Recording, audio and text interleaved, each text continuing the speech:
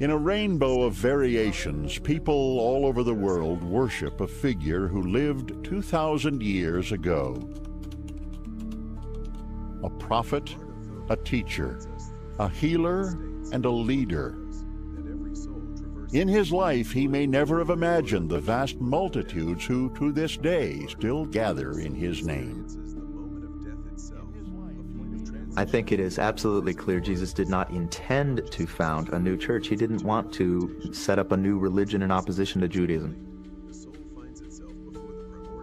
Beginning with his birth and on to the glorious events of his life, including even his physical description, there is little concrete evidence save what is found in the Scriptures to tell the story of this figure from a time long gone.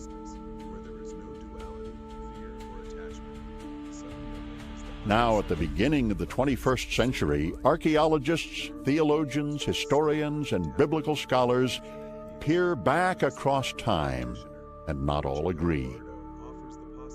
Their search to take us back 2,000 years to encounter a real-life historical figure who walked the hills of Galilee and the streets of Jerusalem, a search for the unknown Jesus.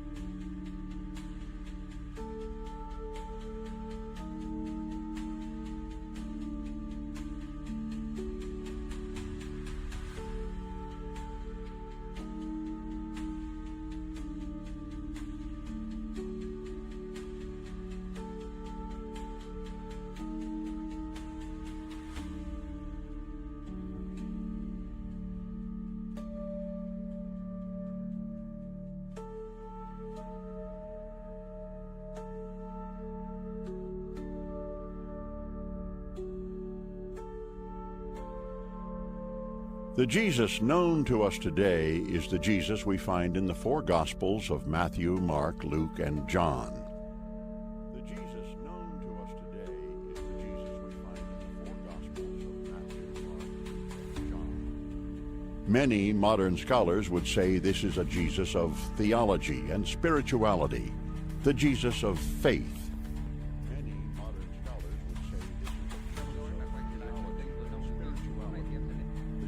But both Christian and secular scholars do agree that some 2,000 years ago, Jesus walked among human beings on earth as a presence in flesh and blood.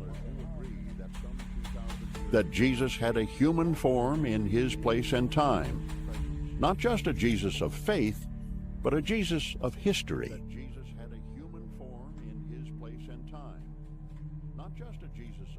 To find this Jesus, the Jesus of history, scholars look beyond the Gospels, which were all written decades after Jesus died. What they're hoping to find is an eyewitness record, or as close to that as they can get.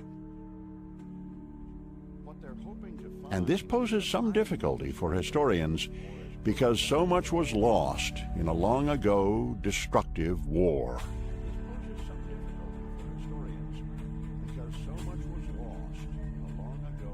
The year is 70 A.D., approximately 40 years after Jesus has died on the cross. As the Hebrews of the Holy Land revolt, the full force of the Roman army is unleashed against Israel and Judea. The final revolt of the Jews against the brutal tyranny of a world empire ends in catastrophe and destruction. Every village in the land is leveled, the countryside scorched, the holy city of Jerusalem is decimated. The great temple, the soul of the Jewish people, is no more. Sacred scrolls once enshrined here light up the sky. The written history of a people is turned to ashes on the wind. Also lost forever are any records about an upstart religious sect and the man who inspired it, Jesus of Nazareth.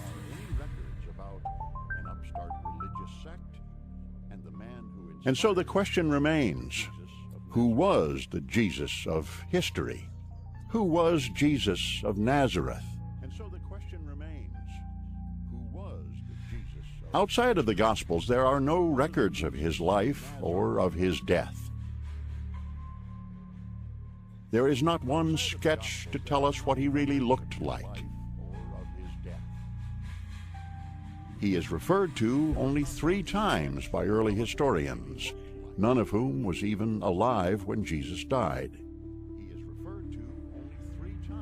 The Jews of first-century Palestine were forbidden by sacred tradition from drawing or sculpting a human likeness, what the Bible calls a graven image. The earliest mosaics of Jesus were idealized in the Greco-Roman style, a beardless young God. The earliest mosaics of Jesus were idealized in the Greco-Roman style, a beardless... With the rise of the Byzantine Empire, a beard was added, for a beard was a symbol of strength.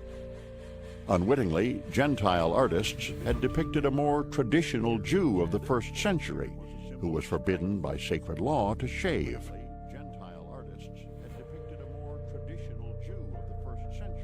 Well, the Jesus of history is a living figure who was born, who moved through life, and who died. The Jesus of theology is God, an eternal God. And there isn't really a lot of connection between these two figures. And if we try to connect these two figures, we either create bad theology or bad history. Did he have bad days? Yeah, he had bad days. So I think Jesus was human, especially in the sense that there are all kinds of foibles that go with our humanity. And I'm sure that Jesus had his share of personality traits just like the rest of us do. Skin, knees, and all. What would it be like to actually have known this man named Jesus, to have grown up with him in Nazareth, to have been his neighbor, to have worked with him? What would it be like to have been his friend, to have walked with him and talked with him? For nearly 2,000 years, the Church discouraged and even forbade questioning the sacred scriptures or any of the dogmatic assumptions about Jesus. But in 1965, the Second Vatican Council reversed centuries of intellectual repression. With its encyclical, The Church in the Modern World, freedom of inquiry was encouraged.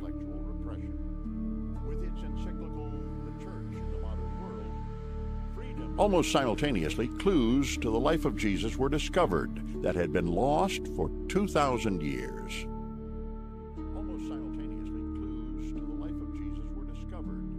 There's been a lot more information found by archaeologists that has some application to the world of the New Testament and to the life of Jesus.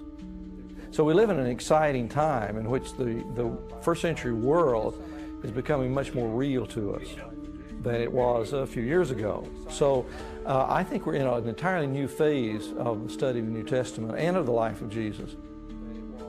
In 1985, the most ambitious search of all time began for the unknown Jesus, the Jesus of history.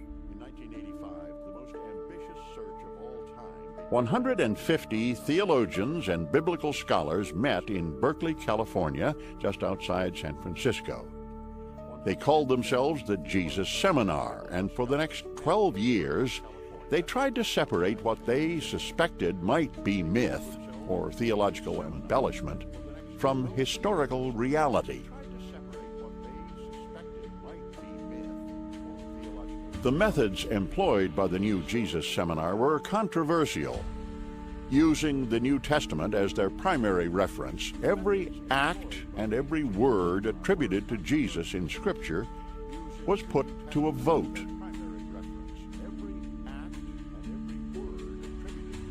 Many would even attack the seminar as an assault on the divine and the sacred.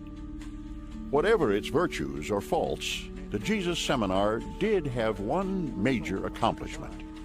It reopened and reinvigorated the quest for the Jesus of history. the Jesus alive in his time and place, the Jesus who walked and talked outside of Scripture. And with new evidence emerging in the mid and late 20th century, such investigations became increasingly possible.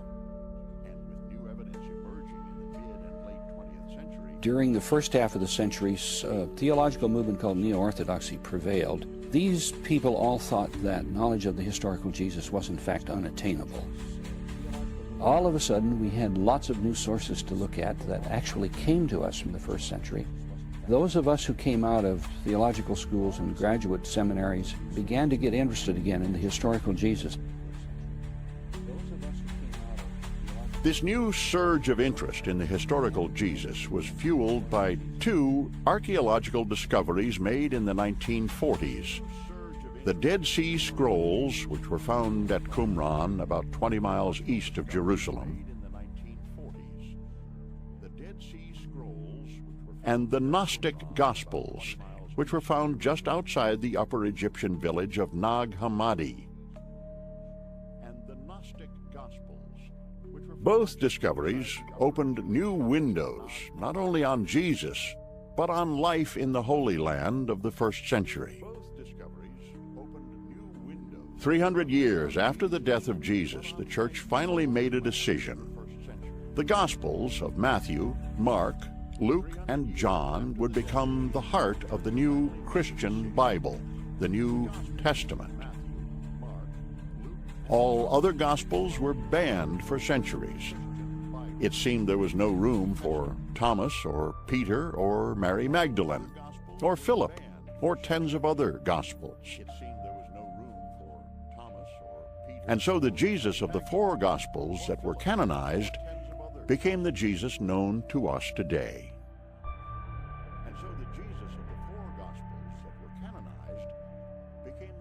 But with the recent discoveries of the Dead Sea Scrolls and the writings at Nag Hammadi, theologians are now looking to sources beyond the New Testament for clues to the historical Jesus, including the Gnostic and Apocryphal Gospels. One source, the Gospel of St. Thomas, found at Nag Hammadi in 1947, contains traditions as early or earlier than any in the four Gospels. The Gospel of Thomas has the best claim on being somewhat older, coming from the first century itself. It is possible that some authentic traditions about Jesus, some of the sayings of Jesus, are also recorded in the Gospel of Thomas. It is possible that some authentic traditions about Jesus... Even the distant possibility that some of the Gospel of Thomas may be authentic to Jesus is tantalizing. Even the distant possibility that some of His disciples said to him, "When will the kingdom come?" Jesus said, "It will not come by waiting for it. It will not be a matter of saying, 'Here it is,' or 'There it is.' Rather, the kingdom of the Father is spread out upon the earth, and people do not see it." The Gospel of Thomas, 1:13. There is much beauty and much to be said for the Gospels and other writings not canonized with the four Gospels we know today. And the search for the historical Jesus prompted by discoveries of such writings in the mid-20th century, the search for a Jesus fully alive in his place and time, seems only just to have begun.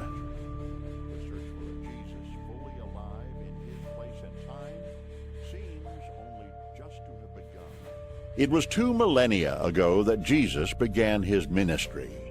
But he was not the only preacher walking the Holy Land. At that time, a penniless itinerant preached a revolutionary gospel of love and self-sacrifice. His name was Apollonius of Tyana. According to his followers, he cast out demons and raised the dead. He was even said to be the Son of God. In other temples, there were those who worshipped the god Mithra. They practiced the rites of baptism and communion, and they believed in heaven and hell. They kept the Sabbath on Sunday and celebrated their major holiday on December 25th.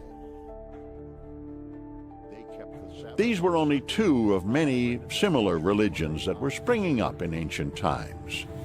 All but one would disappear and be forgotten. That one, Christians believe, has thrived and has endured to this day because of the life story of one man, Jesus of Nazareth. The story of Jesus, as told in the four Gospels, is an undisputed work of faith. When a specific historical approach is applied to the biblical story, such as exact dates and locations, intriguing questions begin to arise. And Joseph went from the town of Nazareth in Galilee to Judea to the city of David called Bethlehem. And Mary gave birth to her firstborn son, and wrapped him in swaddling clothes, and laid him in a manger, because there was no place for them in the inn. Luke 2:4.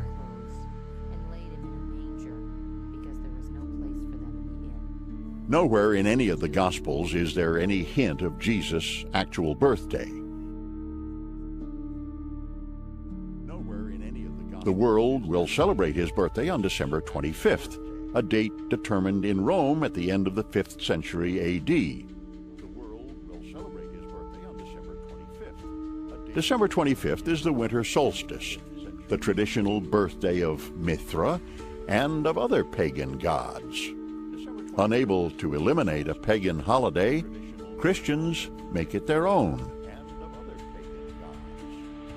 Other questions arise when the Gospels do not agree with each other. Only the Gospel of Luke tells the story of Joseph and Mary's journey to Bethlehem and the birth in the stable. In Matthew's version of the Nativity, Jesus is born in Bethlehem, but not in a stable. There is no journey from Nazareth. There are some discrepancies between the Gospels that simply cannot be explained away. That should lead us, however, not to ignore or throw out the Gospels, but to recognize what the Gospels really are. The Gospels are faith portraits that the evangelists were writing to and for their communities, expressing their faith, but also addressing particular situations, and each community was a little different. Matthew is being written more to a group that knows their Jewish background, that knows the Old Testament. It is in the Gospel of Matthew that we find the story of the Christmas star and the wise men who follow it to Bethlehem. Wise men from the east came, and there ahead of them went the star, until it stopped over the place that the child was. On entering the house, they saw the child with his mother, and they knelt down and paid him homage. Matthew 2:1. What of the wise men? Only the Gospel of Matthew tells the story of the Christmas star and of the Magi who follow it to Bethlehem. Later traditions will evolve about the wise men. In time, it will be accepted that there are 3 of them and that they are kings. Still later, they will be given names. None of this, however, is in Gospels. What Matthew does say is that the wise men came from the east, that they are foreigners or Gentiles. Perhaps this is because the wise men symbolize the promise the Messiah holds, not only for Jews or early Christians, but for all the world. In Matthew, the wise men are part of a story which some believe may be drawn right from the Old Testament. The wise men tell Herod about the newborn king of the Jews. Terrified that his rule is threatened, he orders that every male baby under 2 be slaughtered. Herod's action duplicates that of the Egyptian Pharaoh, who had male infants slain to get rid of the baby Moses. What Matthew wants to do is show Jesus as the new Moses, linking him, of course, with the past history of his people. As Moses was almost killed by Pharaoh killing all the children, so Jesus is going to be almost killed by Herod killing all the children. Now, do I think, historically speaking, that Herod slaughtered the infants in Bethlehem to kill Jesus? No. I think that is taken on the model of Moses. And I think people in the first century would have understood that. In Matthew, the Holy Family flees to Egypt. Many feel that in Matthew's Gospel there is a message. Jesus, like Moses, is destined to save his people. Jesus is patterned after Moses. He's born in the midst of the slaughter just as Moses was born in that context. Just as Moses came up out of Egypt, Jesus and his family, only in Matthew, flee to Egypt and then come up out of Egypt. According to Matthew, Joseph and his family live in Egypt for perhaps 2 years, until they hear that Herod is dead. Then Joseph took the child and his mother and went to the land of Israel. He went away to the district of Galilee. There he made his home in a town called Nazareth. Matthew 1:21. Of all the mysteries that surround the life of Jesus, perhaps nothing has created more controversy than the idea that Jesus was one of many children. The tradition that Jesus was an only child is not derived from the Gospels, which all speak of Jesus having brothers and sisters. Is this not the carpenter, the son of Mary and brother of James, Joseph, Judas, and Simon? And are not his sisters here with us? Mark 6:3. Some scholars take this literally, believing Jesus had true siblings, while others contend that he grew up with cousins or stepbrothers and sisters. But most authorities now agree that despite traditional images of the Holy Family, Jesus was not an only child, and that he grew up in a large, extended family. Some people argue, well, perhaps they were stepbrothers. That's a possibility. I think the common sense understanding is that, yeah, Jesus had regular brothers like all of us have brothers and sisters, and that Paul and Luke and Matthew and John all presumed that he had brothers. Protestants have tended to take the statements in the New Testament that Jesus had brothers as being literally true. He simply was from a family of 7 or 8 children, maybe more, at least 4 brothers and himself and 2 sisters, because it says sisters, plural. The reason it's difficult historically for Roman Catholics to take this literally is because the issue of the perpetual virginity of the Virgin. One of the most compelling figures in the early church is the man most frequently mentioned in the New Testament as a brother of Jesus. He is James. Paul calls him unequivocally the brother of the Lord. We have James referred to in so many contexts in early church documents, in the scriptures themselves, that he's a totally undeniably existent character. In the New Testament, there is a James named the brother of Jesus. Catholics choose to believe that brother of Jesus in this case refers to a very close relative, but someone who was not the full brother because of the belief in the perpetual virginity of Mary. James will come to play a pivotal role in early Christianity, but that will come long after Jesus' formative years.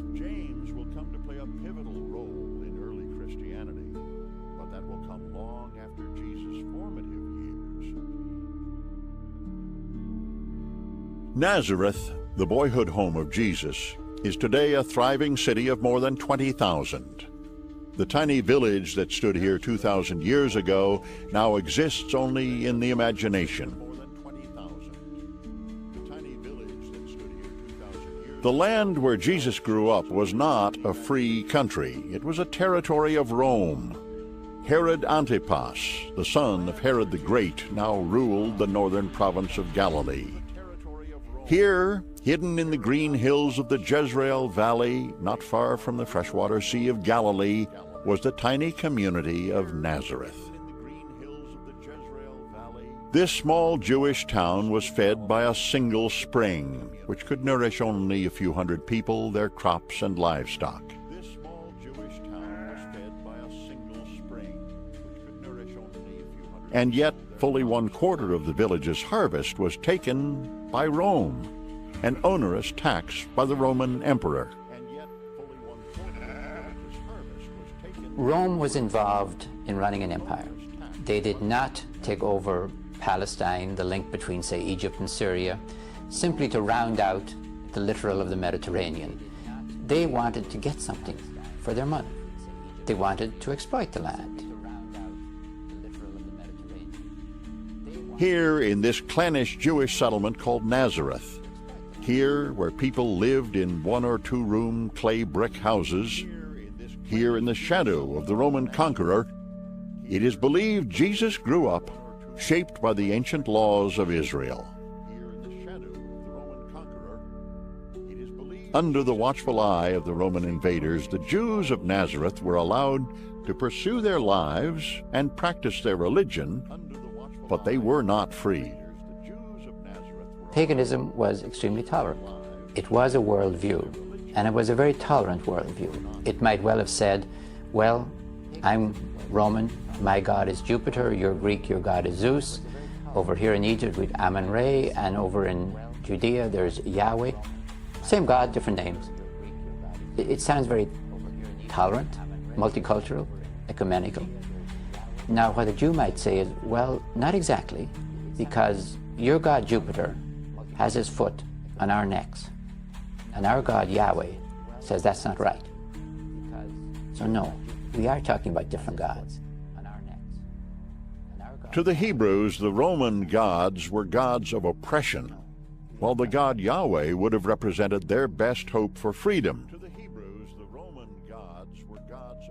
And it was in the traditions of Yahweh that Jesus was raised.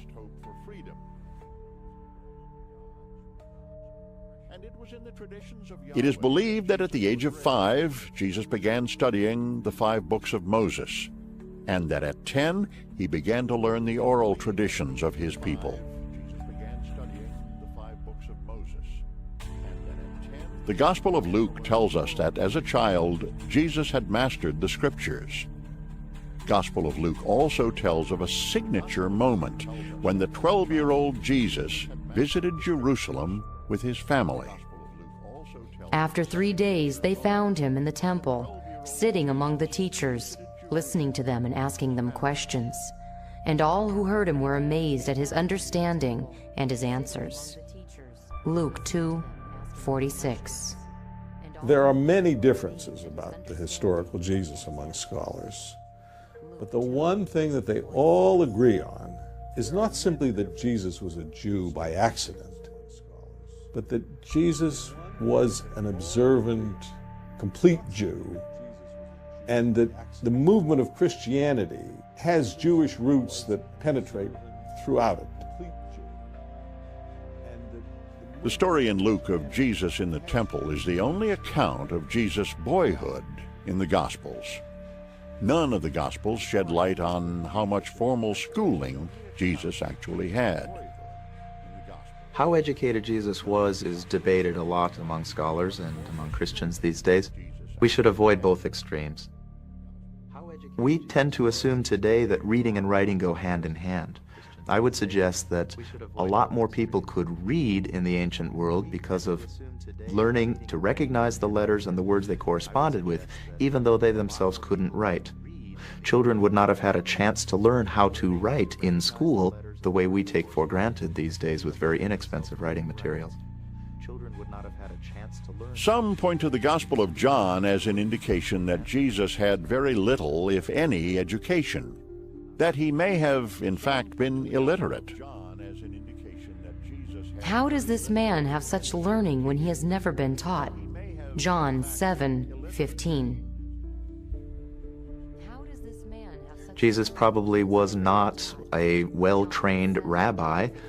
As St. John's Gospel does say, he was illiterate. That is a claim, though, that should not be taken absolutely literally at face value, because we have other evidence from other Gospels, from the Gospel of Luke, for example, that Jesus did pick up a scroll in a synagogue worship service and read from the scroll of the prophet Isaiah.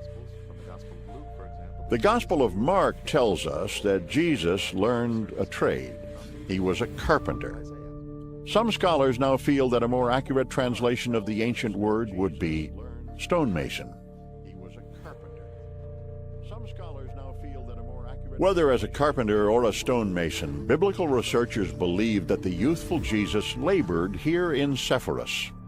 During the empire's golden age, Sepphoris was the largest Roman city in Galilee. Nazareth, perhaps 3 miles away, was little more than a suburb, a satellite community.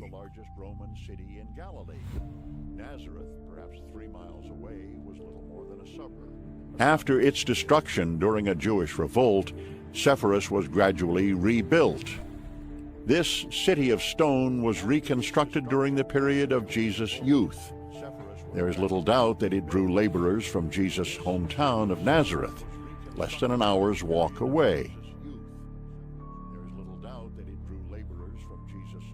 There used to be the tendency to think that Jesus and the Jewish people lived off in little villages somewhere and never had any contact with this massive Greco-Roman influence that we now know was in the culture of Palestine in the days of Jesus.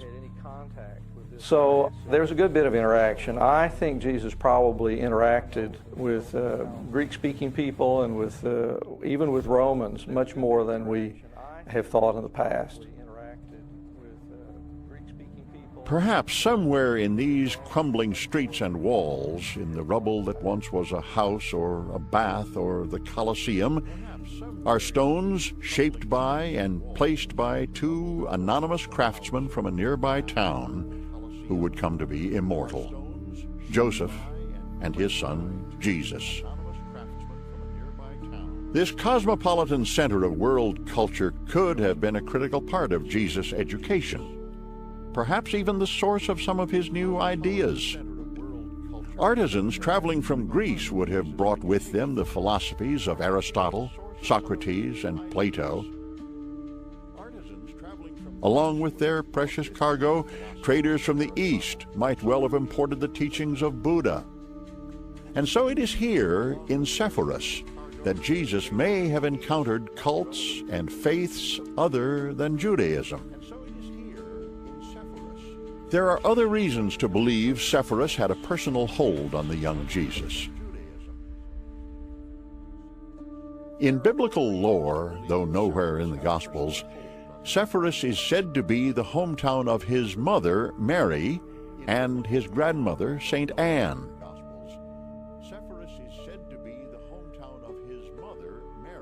In medieval times, the Crusaders built a church here dedicated to St. Anne.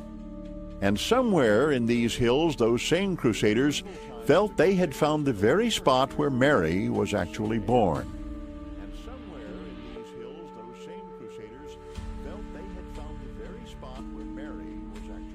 As we continue with our quest to find the Jesus of history by examining the times in which he lived, a great mystery emerges.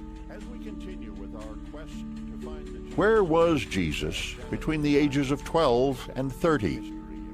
On this subject, the Gospels are silent. Could these missing years be the key to understanding how Jesus gained the knowledge and the insight to change the course of history?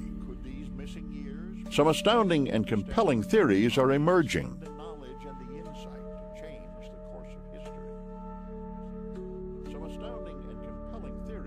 Sometime about the year 27, a world revolution began.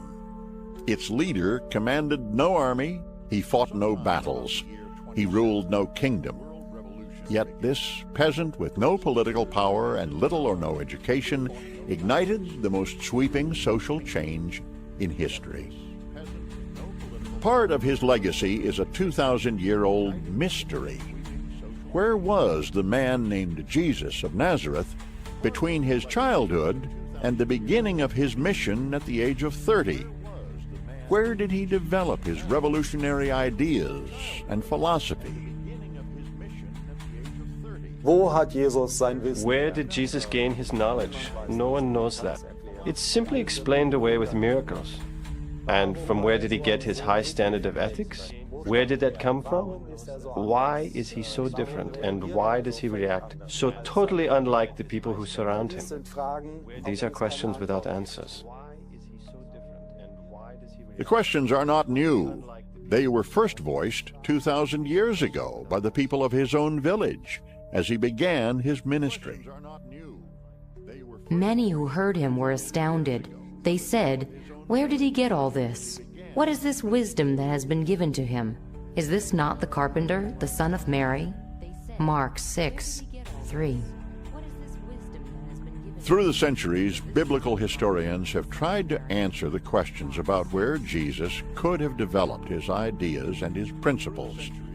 There are a number of theories that point to the possibility of his traveling outside of Nazareth.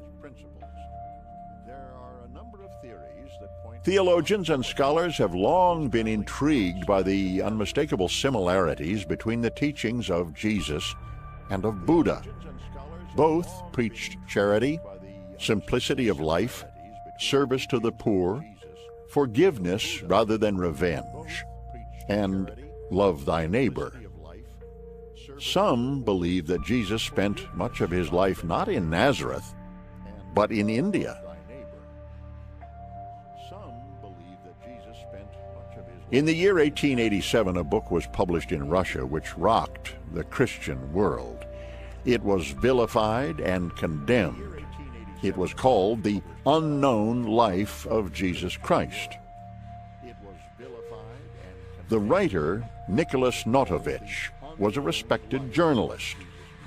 Notovich claimed his book was a factual report of a trip he made to the Himalayan mountains in remote northern India.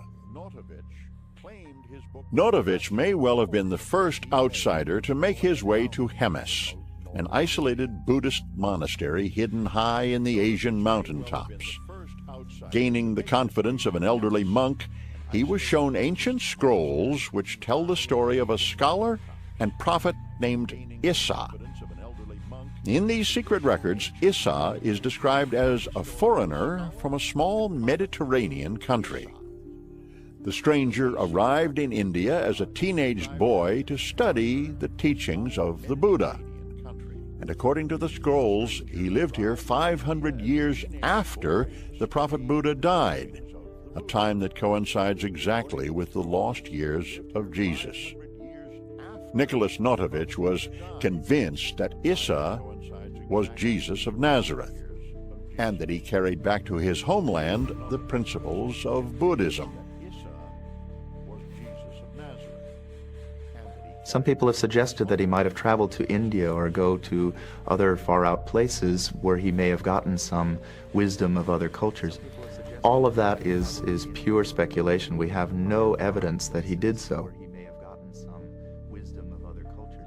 Half a century after Notovich was in Hemis in 1902, a Hindu priest sought refuge in the same remote Indian monastery. He too translated the scrolls and published a work. His translation verifies the work of Notovich.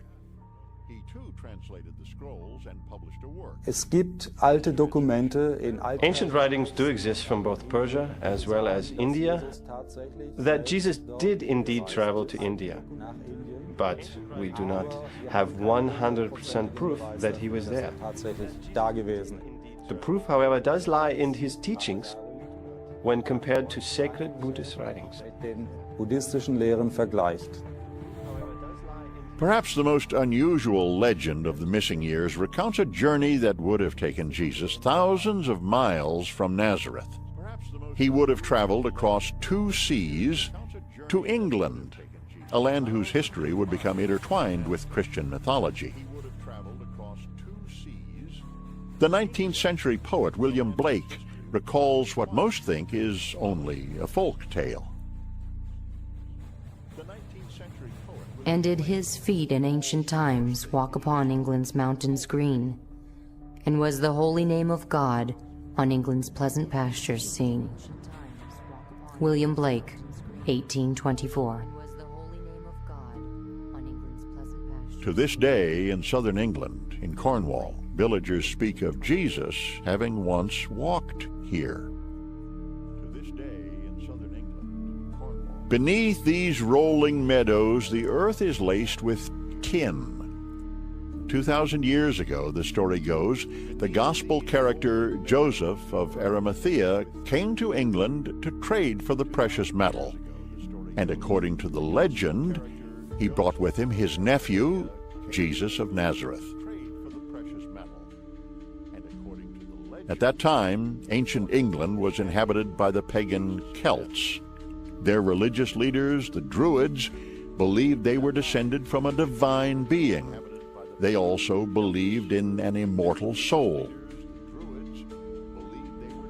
Some people in these valleys speculate that the Druids adapted their pagan religion to Christianity not because they had heard stories of the Messiah, but because they had seen him.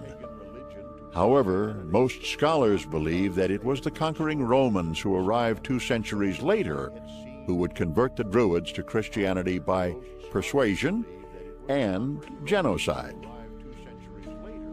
Other scholars with more traditional inclinations say that in our fascination with mystery and myths, we are ignoring the obvious. There's no need to speculate that there was an outside influence because practically everything that Jesus would have said and done is easily explainable through his Jewish background. He chose to emphasize in his preachings certain aspects of the teachings of the ancient Jews, maybe which had been neglected by other people of his time. Mounting archaeological evidence such as the Dead Sea Scrolls support the notion that the teachings of Jesus could have had their roots in traditional Jewish beliefs. Many of his ideas were shared by a sect of Judean holy men who lived monastic lives in the Sinai desert. There are other theories that Jesus went to India. I think the furthest east he went would be the Dead Sea Scroll community. I'm sure that people like John, Jesus, and James were associated with the Dead Sea Scroll community. Since they were first found in a desert cave in 1947, the Dead Sea Scrolls have fueled speculation about the life of Jesus. Was he a member of the religious community which wrote the scrolls? They were found at Qumran, an easy walk from the very spot where it is said Jesus was baptized by John. The scrolls detail the beliefs of a Jewish sect called the Essenes, a group that flourished during the lifetime of Jesus.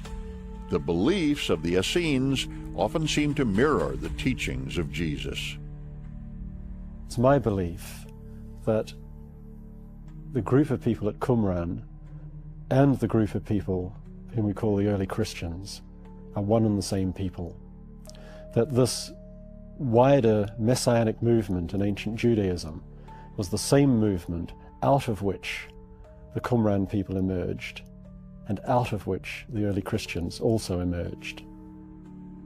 In many ways, the writings of the Essenes parallel not only the sermons and prayers of Jesus, but even the very evolution of Christian thought.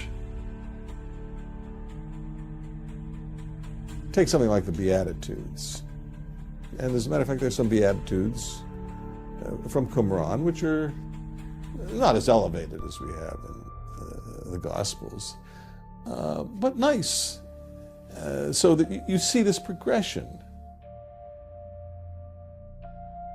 The Lord's Prayer is fairly interesting. If one looks at it in the light of what we know from the Dead Sea Scrolls, it appears to be a Qumranian prayer calling upon a Qumranian God to support those people and to give them power above others.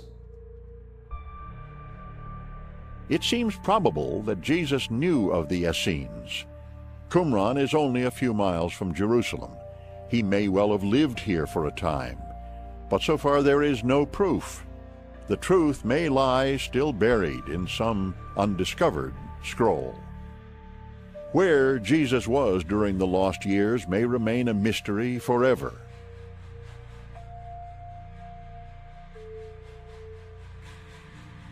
It is believed that it is here on the River Jordan that the children of Israel crossed into the Holy Land and freedom 1,200 years before the time of Jesus.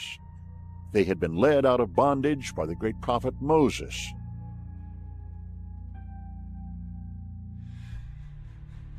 Now, on the banks of the River Jordan, a new prophet arose with a new promise of deliverance, for God's chosen people were once again subjects of a pagan tyrant. There came John into the desert, baptizing and preaching a baptism of repentance, saying, "One mightier than I is coming, the strap of whose sandals I am not worthy to loose." Mark 1:7. John the Baptist preached of a coming Messiah, a Messiah who would deliver his people from the tyranny of Rome, as Moses had delivered his people from the Egyptian Pharaoh. And it came to pass in those days that Jesus came from Nazareth and was baptized by John in the Jordan. Mark 1:9. We know that Jesus was baptized by John according to the Gospels, so Jesus is somehow associated with the movement of John the Baptist. Some have speculated that in the beginning Jesus was a disciple of John the Baptist, and that later Jesus and John shared a dual ministry, with John in the southern province of Judea and Jesus in the north in Galilee. The Gospel of John states that Peter, Andrew, and other apostles of Jesus were disciples of John the Baptist before they went off to follow Jesus. John was standing with two of his disciples, and as he watched Jesus walk by, he exclaimed, "Look, here is the Lamb of God." The two disciples followed Jesus. John 1:35.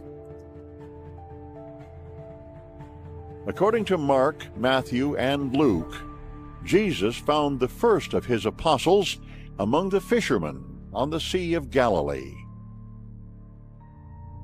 "Come follow me, and I will make you fishers of men." And immediately they dropped their nets and followed him. Mark 1:17. It's not very likely that Jesus simply walked along the Sea of Galilee, saw some fishermen there that he had never seen before, simply calls to them, says, "Come follow me," and they drop their nets and follow him. It's very likely that some of the disciples of John the Baptist may have been among the first followers of Jesus. But that doesn't mean that we should ignore the Gospel of Mark. Mark told the story of Jesus calling the disciples, and the disciples simply leaving their nets and following him immediately, in order to emphasize to his readers how we need to respond to Jesus. When God calls, we need to drop everything and follow God. It's also fairly clear that he went his own way, that he took a slightly different direction, even before the death of John the Baptist, most likely.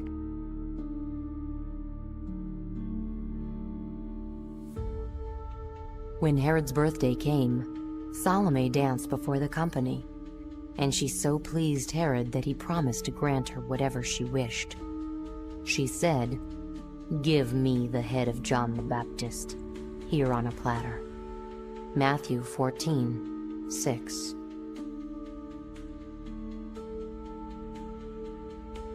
However dramatic the story of Salome's dance, historians say that John was assassinated because Herod was afraid he would incite a rebellion. We're told in the New Testament that people wondered whether John the Baptist was the Messiah, but certainly the evidence is that people thought that John the Baptist was the one that was going to lead them out of the situation that they were in with the Romans. And then there was after the death of John the Baptist, Jesus took it upon himself to take that role. From that moment on, Jesus may have been a marked man. Tradition tells us that his mission began about the year 27 and lasted 3 years. However, some believe that Jesus may have died only a few months after John the Baptist, and that his ministry may in fact have only lasted those few months. Tracing the route of Jesus and his apostles through the Gospels, it's clear that he avoided the major cities, His appeal was to the poor, especially peasants from the countryside, and to the homeless. In a dramatic, even scandalous break with tradition, Jesus of Nazareth welcomed outcasts and sinners.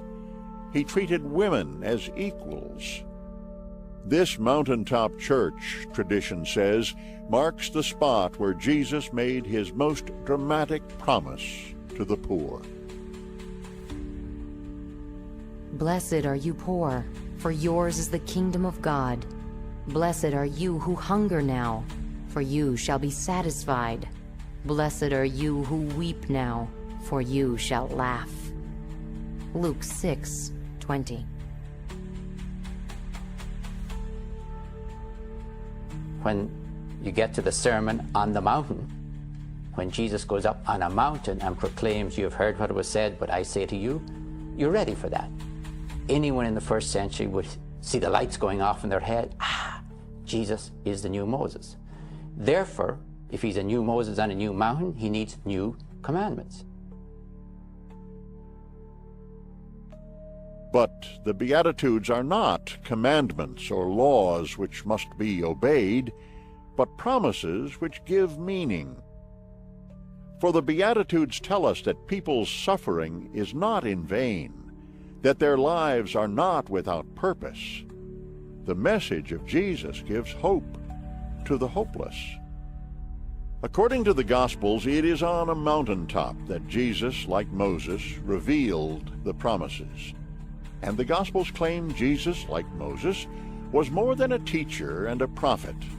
He too was a miracle worker. That Jesus is identified as a miracle worker is hard to purge from the accounts. Good modern sophisticated people who don't believe in demons and who don't believe in miracles find this difficult. But what did it mean to be a miracle worker in the time of Jesus? Healers were common in the ancient world. The Gospels themselves refer to healers other than Jesus. Did Jesus heal people? I'm absolutely convinced he did. And I think if he didn't, we wouldn't have remembered a single word he ever said. One more teacher, one more philosopher was not necessarily what they needed at the time. I think Jesus healed exactly the way indigenous healers have healed since the dawn of time and still do. And there are other miracles. The Gospels tell us that Jesus fed 5,000 people with 5 fish and 2 loaves of bread. The story of the loaves and the fishes has been interpreted in different ways. A couple of rationalist interpretations suggest that Jesus, for example, got all these folks to come out and they all shared their sack lunches that they had brought with them. Of course, for the gospel writers, that's not the point at all. They apparently thought this really happened. And in that sense, the miracle of the loaves and the fishes is seen in some way as duplicating the kind of miracles that Moses performed. Some have suggested that the miracle stories were designed to show that Jesus was as powerful as any god in mythology. In one of the most famous miracle stories, Jesus duplicates the feat of Poseidon. He calms the waves. He walks on water. Theologians agree that whether the reader accepts the miracles as fact or metaphor, they have a message. All night, the followers of Jesus try to row against the wind and the storm and get nowhere. Jesus is not with them. Suddenly he appears on the storm-driven sea, walking towards them. Everything is fine. The boat gets to the shore. I hear the message. Fishing all night without Jesus, forget it. Rowing all night without Jesus, forget it. Doing anything, going anywhere without Jesus, forget it. I do not think they're telling me about walking on the waters.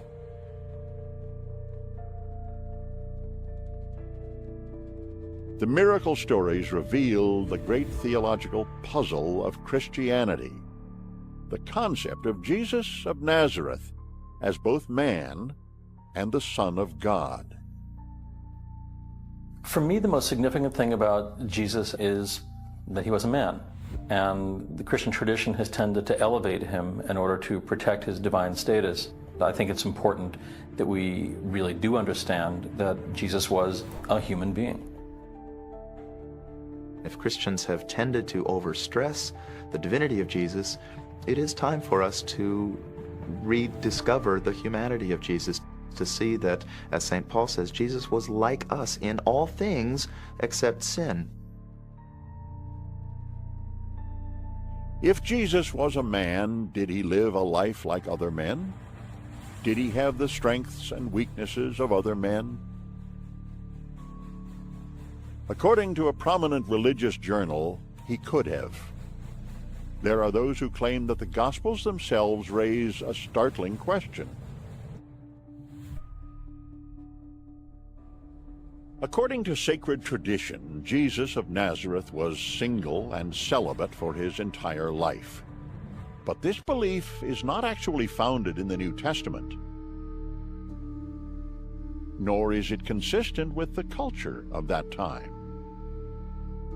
I think it's an extraordinary statement that Jesus wasn't married.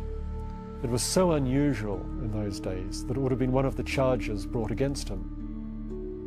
The first commandment of God is to be fruitful and multiply. For a Jewish man, marriage was the accepted way of life.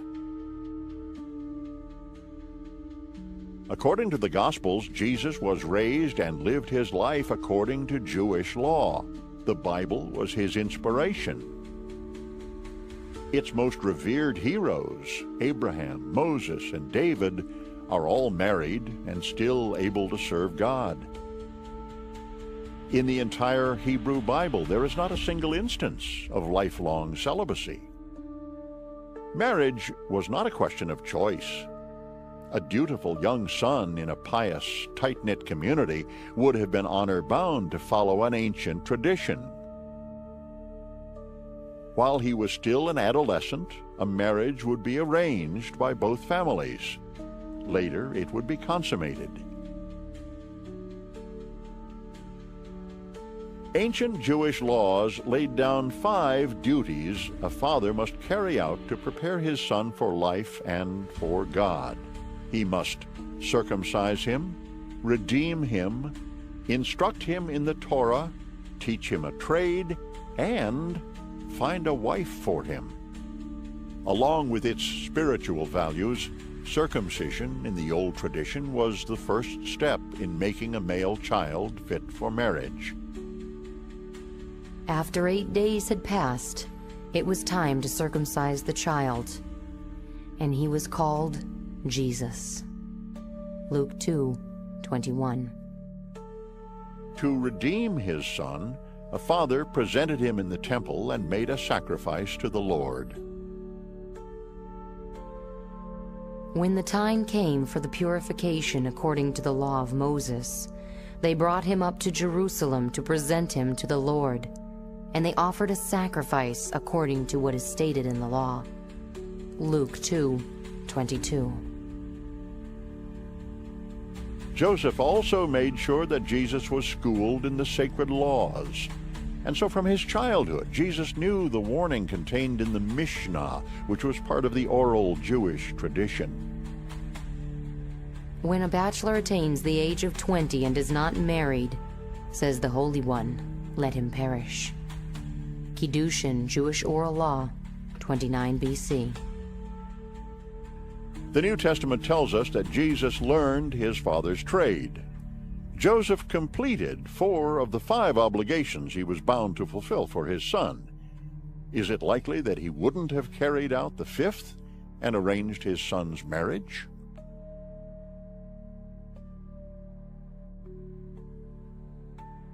Some find in Jesus' lifestyle further evidence that he was married. Throughout the New Testament, Jesus is called rabbi or teacher by his followers. An unmarried man may not be the teacher of children. Kiddushin, Jewish oral law, 4:13. It is at a wedding in Cana that Jesus performs his first miracle, turning water into wine at the wedding feast. Some believe the telling in John may point to the possibility that Jesus was married. His mother said to the servants, "Whatever he says to do, do it." Jesus said to them, "Fill the water pots up with water," and they filled them up to the brim. John 2:5. Some interpret John's gospel here as an indication that he may have been celebrating his own marriage, particularly the way in which Jesus and his mother gave orders to the servants at the Cana wedding. We argue that the wedding at Cana is Jesus' own wedding, given that he's responsible for it, and given, of course, that he was responsible for the wine. I think that this was a major dynastic alliance, and I think it was Jesus' own wedding.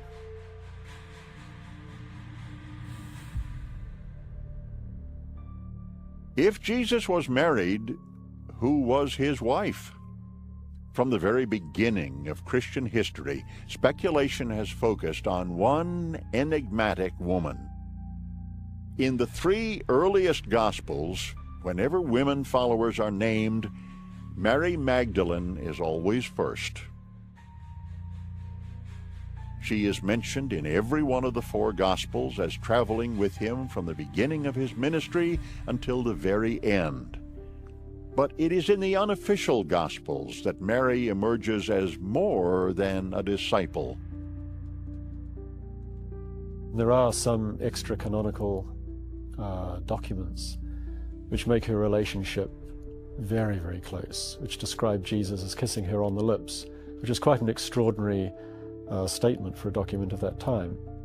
Christ loved her more than all the disciples, and used to kiss her often upon the mouth.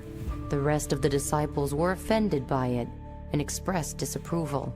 The Savior answered and said to them, "Great is the mystery of marriage, for without it the world would not have existed."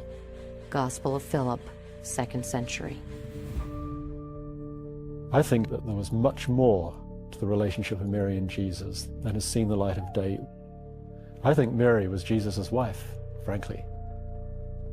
The Gospel of Philip was written perhaps 100 years after the death of Jesus. Although apocryphal and rejected by the Church, it does provide an interesting insight. Devout Christians in the early days of the Church apparently found nothing unusual in the portrayal of Jesus as a married man.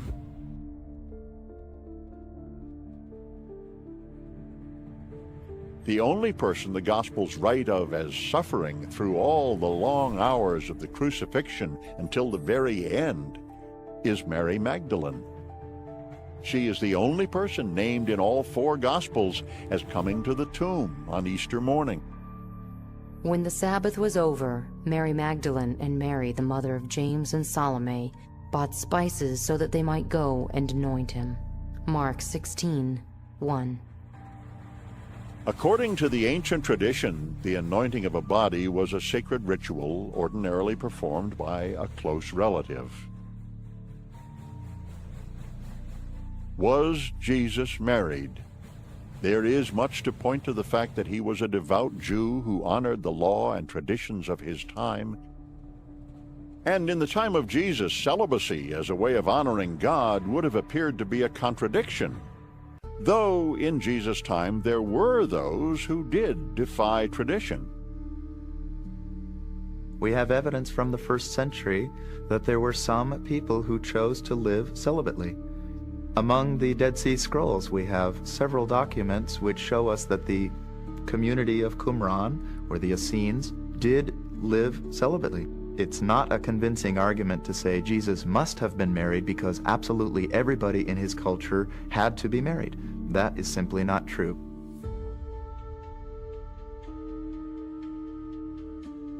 The first apostle chosen, and the one closest to Jesus, was Peter, also known as Simon Peter, or Simon. According to the Gospels, he was a married man.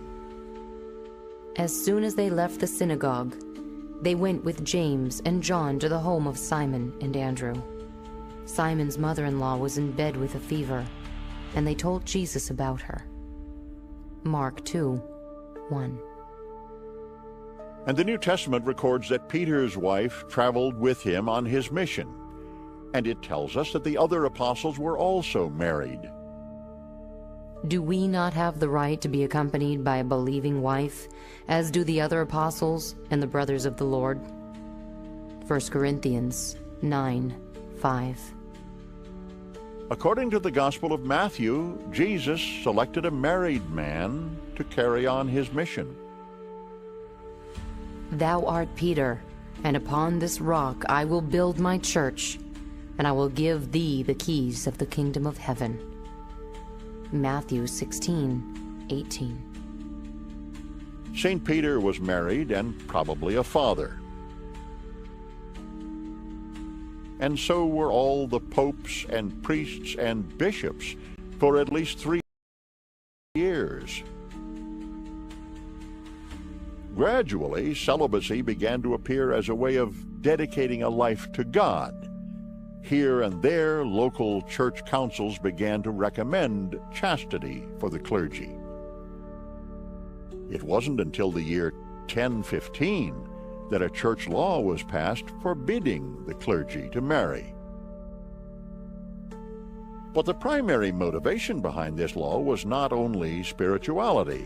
There may have been a more down-to-earth motivation. The church was losing land and property through inheritance and sought to inhibit the offspring of priests and bishops who claimed church land as their own.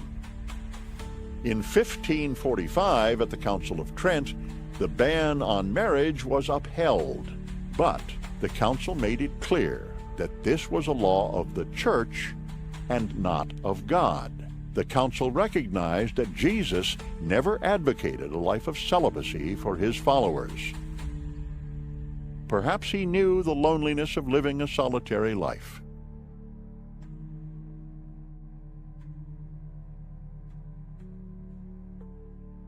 How can we come to know someone? Through their words, and even more telling, through their deeds. As we continue with the quest to better know the Jesus of history, we first find the Jesus we know, a gentle pacifist whose simple message was to love one another. But I say to you, whoever slaps you on your right cheek, turn the other to him also. Matthew 5:39. But in the Gospel of Matthew there is also another image. Do not think that I came to bring peace on earth. I did not come to bring peace, but a sword. Matthew 10:34. There is no more puzzling contradiction within a single gospel. Was Jesus a man of peace or of violence? And could he have been a political revolutionary? Of course Jesus was a Jewish rebel. There's no clearer conclusion that one can make from the data. Jesus was and was not a revolutionary in a political sense. The Romans thought that he was revolutionary by their own standards because Jesus got put to death, of course, on political grounds. I don't think he saw himself or acted in such a way that he was trying to bring about political revolt. Perhaps. But in this temporal world, religion and politics have always been intertwined. We go back now to a spring Sunday in about the year 30. It is the Jewish festival of Passover, and Jesus is entering Jerusalem. He seems about to fulfill a prophecy written 500 years before. Shout aloud, O daughter Jerusalem! Lo, your king comes to you, triumphant and victorious is he, humble and riding on a donkey. Zechariah 9:9. Some will say that Jesus rides a donkey only to fulfill Zechariah's prophecy. Others feel that the Gospels were written to portray Jesus as the Messiah, but all agree that Jesus enters Jerusalem in triumph. The crowds were shouting, Hosanna to the Son of David! Blessed is the one who comes in the name of the Lord! Others cut branches from the trees and spread them in the road. Matthew 21:8. The branches are palm fronds, and this day will forever be known as Palm Sunday. Jesus' arrival in Jerusalem, whether intended to be dramatic or not, is seen by many as a gesture of defiance, a call to rebellion. For the Jewish people, Passover is a time of celebration. For the Roman authorities, Passover is a time of heightened tension, since the holiday commemorates the Israelites' release from bondage and religious persecution by pagan rulers. Many of the religious leaders would have been, I think, very nervous about Jesus coming into town, because that was a time when the number of troops in Jerusalem were raised because of potential troubles. It was a time when the Romans worried about the number of Jews in Jerusalem. On Monday, the day after his arrival, Jesus commits his one known act of violence, the act which brands him as a rebel and which begins the countdown to his death. He entered the temple and began to drive out those who were selling and those who were buying. And he overturned the tables of the money changers, saying, "Is it not written, 'My house shall be called a house of prayer,' but you have made it a den of thieves." Mark 10:15.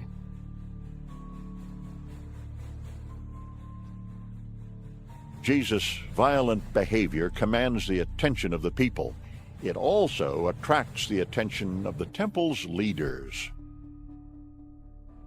And when the chief priests and the scribes heard it, they kept looking for a way to kill him, for they were afraid of him, because the whole crowd was spellbound by his teaching. Mark 11:18. They cannot apprehend him in the temple. There he is always surrounded by crowds.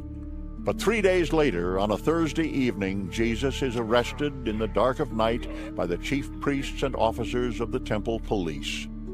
He had gone to the Garden of Gethsemane to pray with his apostles after Passover dinner, his Last Supper. Then they seized him and led him away, bringing him to the house of Caiaphas, the high priest. Luke 22:54. This event is recounted by all four Gospels, but none of them ever quite explains what crime Jesus was charged with that would merit his death. When Jesus is arrested, the charges grow out of certain statements that he is said to have made about the temple and so on. As his first hearing before the Sanhedrin takes place, the charges slightly shift to something that the Roman governor would be interested in. The high priest said to him, "Tell us if you are the Messiah, the Son of God." Jesus said to him, "You have said so." Then the high priest tore his robes and said, "He has blasphemed. What think you?" They answered, "He deserves death."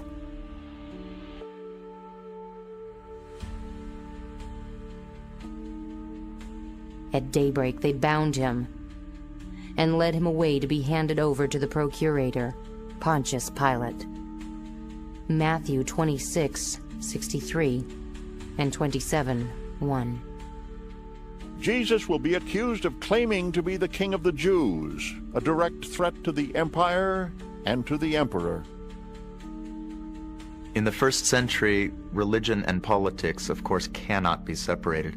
There is no such thing as a separation of church and state as we almost take for granted today. Roman procurator Pontius Pilate is remembered as perhaps the cruelest of the Roman leaders in Judea. He is described by the Roman historian Philo as dictatorial and cruel. Josephus writes of bloody purges and his senseless slaughter of the Samaritans. The New Testament presents Pilate as a good guy. He was recognizing Jesus as King of the Jews, whereas the Jewish crowds weren't. But historically, we know that Pilate was an appalling fellow, quite the reverse of this rather benign and rather wise prefect that emerges in the New Testament.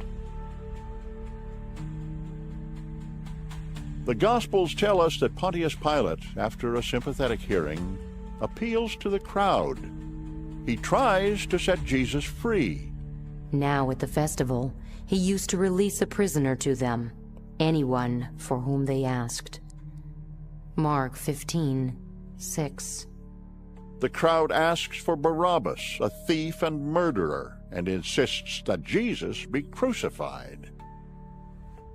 Historically, there is no tradition, either Roman or Jewish, about releasing a prisoner on Passover.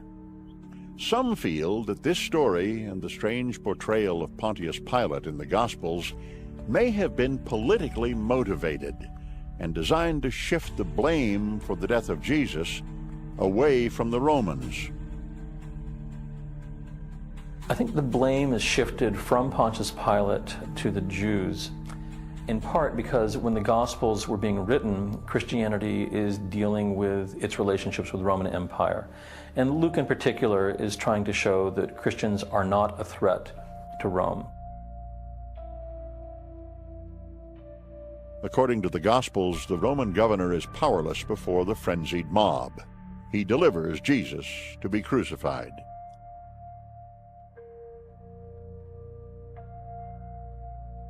And twisting a crown of thorns, they put it on him, and they began greeting him, "Hail, King of the Jews!" Mark 15:15. Jesus of Nazareth takes up his cross and begins the half-mile walk through the city to his death and to immortality. And when they were come to the place called Calvary, there they crucified him. Luke 23:33. The Gospels tell us there was a darkness at noon over all the earth. At 3 o'clock that Friday afternoon, Jesus of Nazareth died. After the death of Jesus, the early Christians, his disciples, very quickly came to the belief that he was alive, that he was not dead. Why would the disciples believe Jesus had risen from the dead? Where did this belief come from? The religious traditions of the disciples contained no hint of anyone coming back to life, not even the towering heroes of the Bible. With no precedent, we must turn to the Gospels, which offer only one explanation. His followers were convinced that Jesus was alive because they had seen him.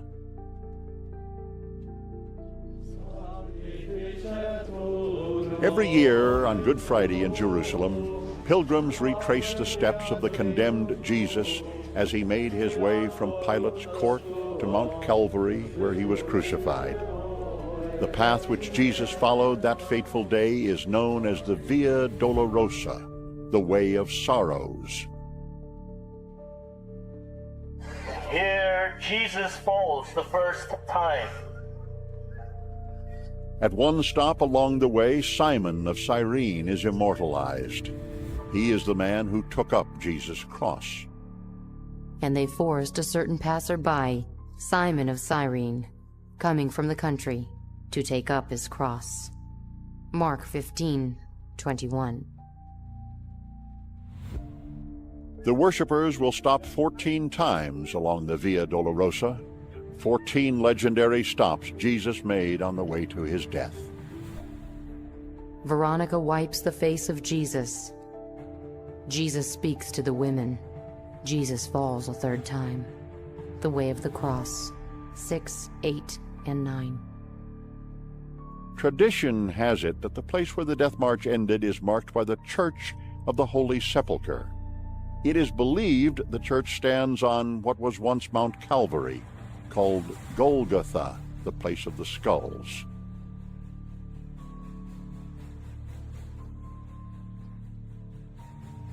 Day after day, the faithful have come for centuries.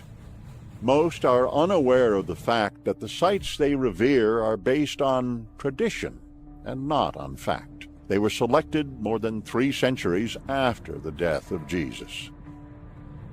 In the 4th century, when Constantine declared Christianity to be the official religion of the Roman Empire, he and his authority wanted to find sites for all of this in the Holy Land.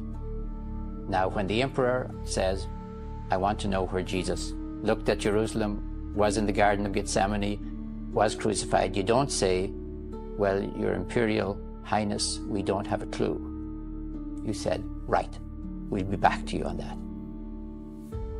Archaeological discoveries and historical discoveries and so on, I think can make a strong case that the Via Dolorosa is not in the right place. My own belief is that the real Via Dolorosa is that street called David Street that's full today of tourist shops. Granted that the way of the cross is not the exact route taken by Jesus, it is the route which Christian pilgrims have been going on for hundreds, almost 2,000 years.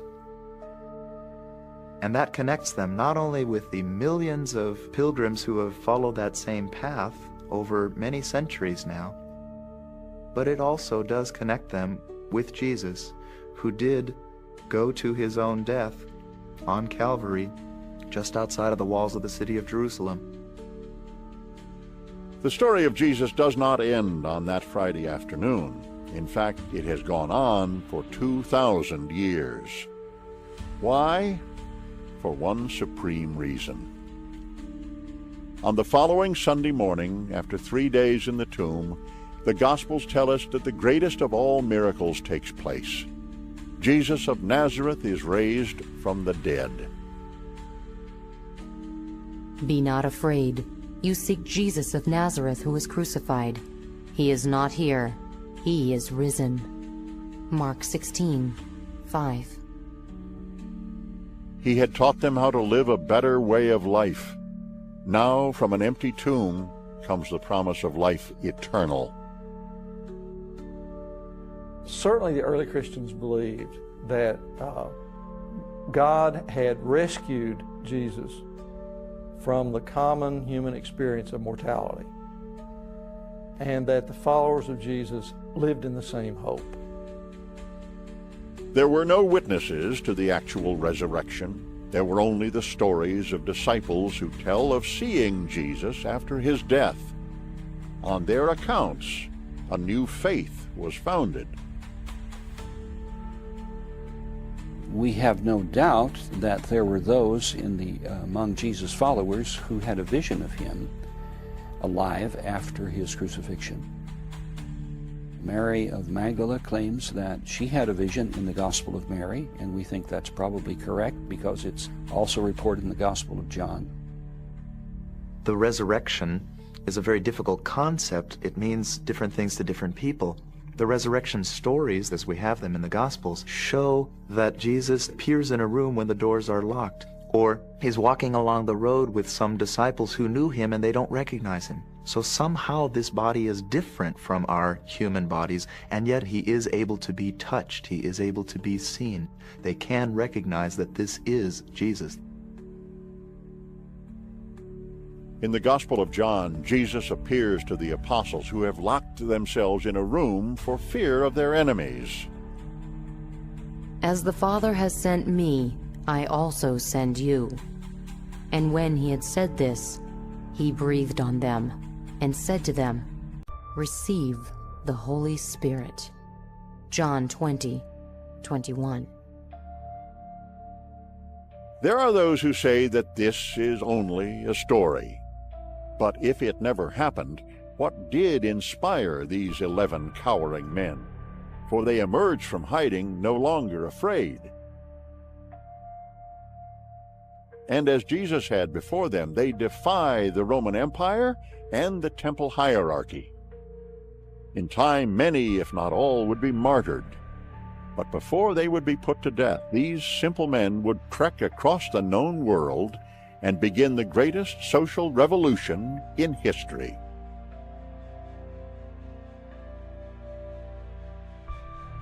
Two years after his death, Jesus appears for the last time in the New Testament to a man who had never known him in life, Saul of Tarsus, who would later be called Paul.